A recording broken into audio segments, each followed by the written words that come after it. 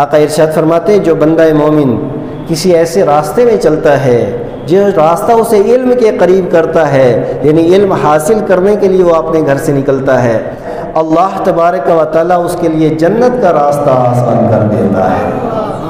جنت کا راستہ اللہ تعالیٰ اس کے لیے آسان کر دیتا ہے۔ جو علم دین حاصل کرنے کے لیے اپنے گھر سے نکلتا ہے، وہ فرائض کا علم ہے، وہ واجبات کا علم ہے، وہ سنن کا علم ہے، وہ مستحبات کا علم ہے، وہ مباحات کا علم ہے، اور آگے وہ حرام کا علم بھی ہے۔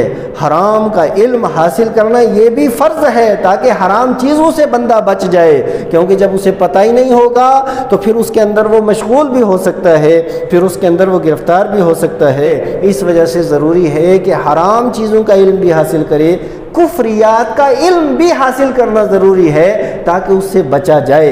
حرام چیزوں کا علم بھی حاصل کرنا ضروری ہے تاکہ اس سے بچا جائے۔ مکروہ تحریمی کا علم بھی حاصل کرنا ضروری ہے تاکہ اس سے بچا جائے۔ مکروہ تنزیہ کا علم حاصل کرنا بھی ضروری ہے، اسات کا علم حاصل کرنا بھی ضروری ہے۔ یہ 11 چیزیں ہیں جن کا علم ہمیں ہونا چاہیے تاکہ جو فرائض اور جو کام کرنے ہیں ان کا علم بھی ہو، اور جن چیزوں سے بچنا ہے ان کا علم بھی ہمارے اندر ہونا چاہیے، تاکہ کیونکہ علم کے بعد ہی دوسرا نمبر عمل کا آتا ہے۔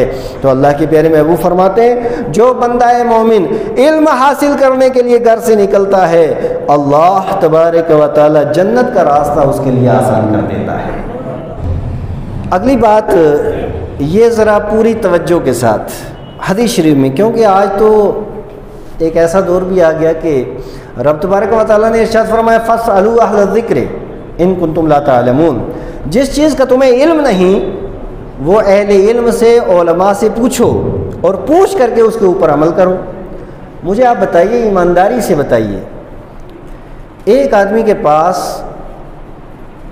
ساری میڈیسن ہو، میڈیکل سٹور اس کے پاس ہو، اس کا وہ مالک بھی بن جائے، کیا اتنی دوائیں اس کے پاس ہونے سے وہ ڈاکٹر بن سکتا ہے، MBBS ڈاکٹر بن سکتا ہے؟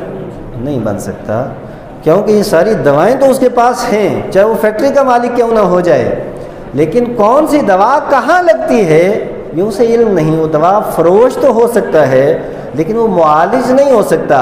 اسی لیے بہت سے لوگوں کے پاس معلومات رہتی ہے، اس میں کوئی شک نہیں، لیکن یہ معلومات اس حدیث کا معنی کیا ہے، یہ ناسخ ہے، یہ منسوخ ہے، عام ہے، خاص ہے، مطلق ہے، مشترک ہے، معول ہے، اور پھر حقیقت ہے، مجاز ہے، اس کا معنی کیا ہے، مفہوم کیا ہے، پس منظر کیا ہے، پیش منظر کیا ہے، یہ ساری چیزیں جاننے کے لیے ضروری ہے۔ فَاسْأَلُوا أَهْلَ الذِّكْرِ، اس کا علم اللہ تبارک و تعالیٰ نے علماء کو عطا کیا ہے، اور پھر یہ ساری چیزوں کی تعین کرنا یہ علماء کا کام ہے۔ اور پھر علماء کے اندر بھی درجے ہیں، بہت سے لوگ ہیں ان کے پاس معلومات ہوتی ہے لیکن استنباط اور استخراج کی قوت نہیں ہوتی ہے۔ اب اس پہ بات آ جائے گی، بات بڑھ جائے گی، بہرحال ایک مختصر سی بات عرض کروں۔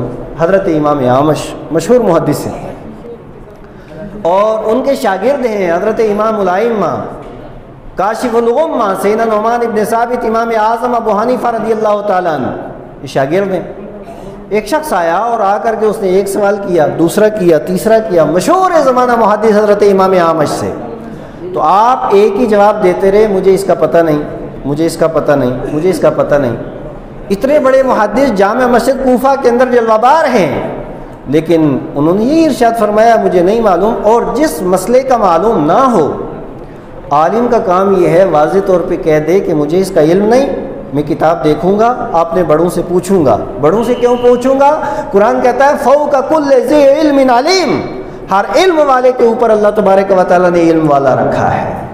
تو میں آپ نے کسی بڑے علم والے سے پوچھوں گا، مسئلے کا جواب بتا دوں گا، اس سے یہ نہیں کہ اس کی صلاحیت ہی نہیں، لیکن ایک کمال دیانت یہ ہے، ورنہ کسی کو پتہ بھی نہ ہو تو الٹی سیدھی ہانکتا بھی رہے تو یہ علم کے ساتھ بھونڈا مذاق بھی ہے اور یہ دیانت کے خلاف بھی ہے۔ تو امام اعمش نے اسی پہ عمل کرتے ہوئے ارشاد فرمایا کہ مجھے نہیں معلوم۔ تو امام اعظم ابو حنیفہ ان کے پاس پڑھ رہے تھے، تو آپ نے عرض کیا استاذ محترم اگر آپ کی اجازت ہو تو میں جواب دوں؟ تو آپ نے کہا ہاں بالکل آپ جواب دیں۔ تو جتنے مسائل پوچھے تھے ہر ایک مسئلے کا امام اعظم ابو حنیفہ نے جواب عطا فرما دیا۔ تو امام اعمش نے بتایا ابو حنیفہ ایک بات بتاؤ، یہ سارے کے سارے مسائل جو بتا دیے یہ آپ نے سیکھے کہاں سے؟ آپ نے عرض کیا حضور استاذ محترم آپ سے میں حدیثیں سنتا رہا ہوں، انہی احادیث مبارکہ کے اندر غور و فکر کرنے کے بعد ان سارے مسائل کا میں نے حل نکال لیا ہے۔ تو یہ تو علماء کے بھی درجے ہوتے ہیں۔